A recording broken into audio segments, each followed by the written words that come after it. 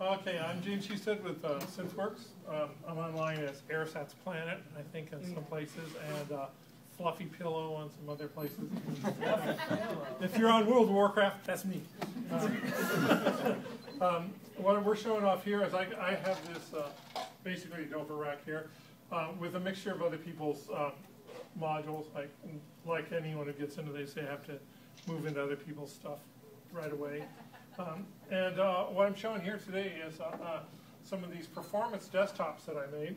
And these are very easy to make if you get a hold of some of like your standard Schroff racks for Euro racks. That's all this is two rails and some handmade plexiglass end panels. The internals are very shallow, but it fits all of our modules, which are all under an inch deep. With the headers even on the power supply. There's no bus board inside.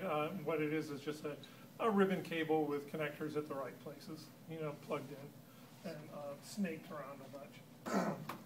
We're introducing a few new modules here today. We've expanded our line out. We have the classic and the new Mark II version of the FSR4, which is a force sensing resistor module. Has 4 of these pads at the bottom. They're a thick polymer, multi-layer sensor that is waterproof and doesn't care if you have skin resistance that changes, or if you're wearing gloves, or if you put rubber pads on it. It doesn't matter. It understands pressure. That's what it's looking for, is pressure, not capacitance or anything. It doesn't get interfered with by, touching the rest of your gear, or how high the humidity is today or whatever. And we have 2 models of that. The classic model, which was originally introduced, how long ago? March-ish or so, which is was a through-hole part product, and so hence was about 3 inches deep. And so it's was good for these sort of racks, but not good for a tabletop unit. We went to surface mount devices, and it allowed us to radically reduce the depth of all our modules. So all of them now are fairly narrow. So we have 3 units in the force sensing resistor module array now, which are the FSR4, which has 4 pads, and it comes in the classic for those who want through hole. There are people who still want through hole and socketed ICs, and we understand that, and we kept it going for that reason. And the Mark II, which is this one here, it has 4 independent channels. Each channel has a pressure out and a gate out, and the gate out has its own threshold independent of the regular pressure output. So you can, like for instance, if I turn this up all the way, you can see the LED I have to press kind of hard and then it comes on, versus when it's at low, it comes on basically with the lightest touch.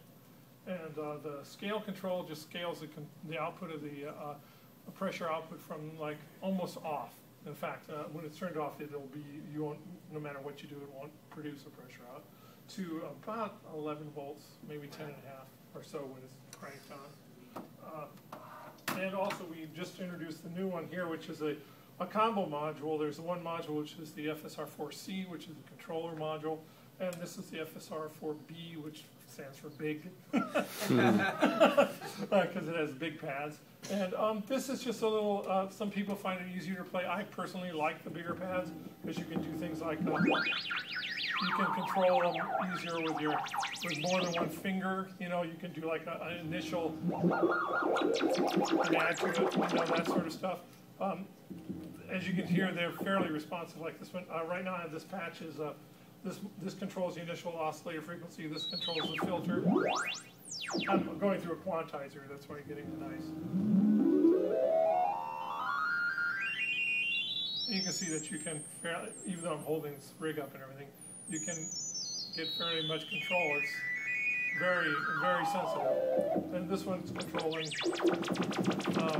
LFO injection and LFO speed. So with one hand, you can basically. And it allows itself to be used because of the FSRs are not capacitance based, and so they don't need to have a physical touch to your body. And if you grow calluses, you don't have to recalibrate and stuff. You can do things like get an old mouse pad and lay it on top, and it'll it'll still work, and that allows you to play with the drumsticks if you want to, you know. Or in this case, I find that me and other users have found that cutting a little piece like this and laying it over the controller allows you to have much more subtle response curves. You can custom make, you know, get your own Velcro or your own, you know, rubber pads of whatever kinds you want and put it on there. You can customize the surface to react differently to your touch. And it's just a nice way of doing it. You know, what I've been getting into lately with it is mixing on them. This is I'm taking 4 channels from the Ableton, and you can dynamically mix. You know, so you can do whatever you want, that sort of stuff. And being that you have a separate output for the gate that's scalable to different pressure heights when the gate happens, you can do things like we use a track and hold and allow you to like save. When you let go of the finger, you know, it'll save the voltage at that level and things like that. Things that if you want a delayed action, like say you want to press on a pad and have it do a swell, but when it reaches a certain place, some other event happens. Well, you can set the gate up for that sort of deal. So as you press harder, boom, something else turns on. So it's you know, real nice, and I suggest everyone come up and you know, punch on them for a while. You know, especially if you're thinking about any of these for a future, you know, addition to your rig. We also have just introduced the FSR 1N, which is 1 channel worth, and this is a very small, easy to put into anywhere in your rig. It's only 4 HP. They list for like $95. You know, so. They're real cheap, and it's a good way to get involved in this without like busting the bank. I mean, we're only talking like the 275 for the or 279, somewhere around that for the 4-channel version. But you know, if you want to get into 1 channel, this is a good way of starting off and see if you like it. You know, because you could build up 4 of these and they won't take up any more panel space than the FSR4. They'll cost you more in the long run, but you know, they still are a nice way to get involved. Also, we started with these lamp modules, which people who play in dark studios, like most of us do, we decided on making a lamp module that has a variable brightness lamp, and it uses any USB lamp. So, I mean, if you want to spend your time and get some exotic ones, there's a lot of different models. You know, these different ones with different head styles. I'm looking for the 10-pin one. Oh, yeah. There's ones like this one here, which is a nice little 10-pinner, which here,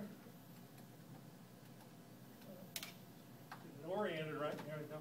And so that'll give you a whole bar, you know, which you can light up everything with. This is we have 2 versions, one with just one USB lamp and dimmer, and a 4-way multiple. We don't like to have any empty spaces on our panels, so if there's any room to cram something else in there, we'll put a multiple in there or something. You know, we don't like to have blanks. And this is a two lamp unit, so if you have a big rig, you can put it in the middle and, you know, light both sides with just 1 module. They have their own regulators built in, and they don't really suck down the supply too much. They'll current limit larger lamp arrays, so you're not really like dragging the shit out of everything. You know, so. They're really good modules, and they, don't put a mouse or anything in there though. So, but since you have a variable voltage supply, that might not be smart. We originally bought a bunch of nice lamps and had them branded, because you know life is better through branded merchandise.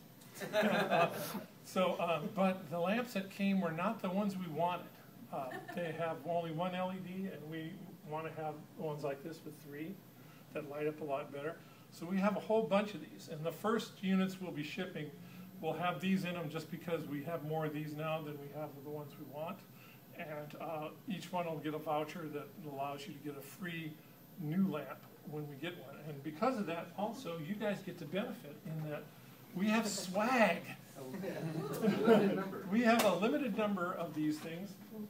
And so if anybody wants a nice little USB laptop lamp with Synthwerks written on the side, come on, try out the gear and grab one.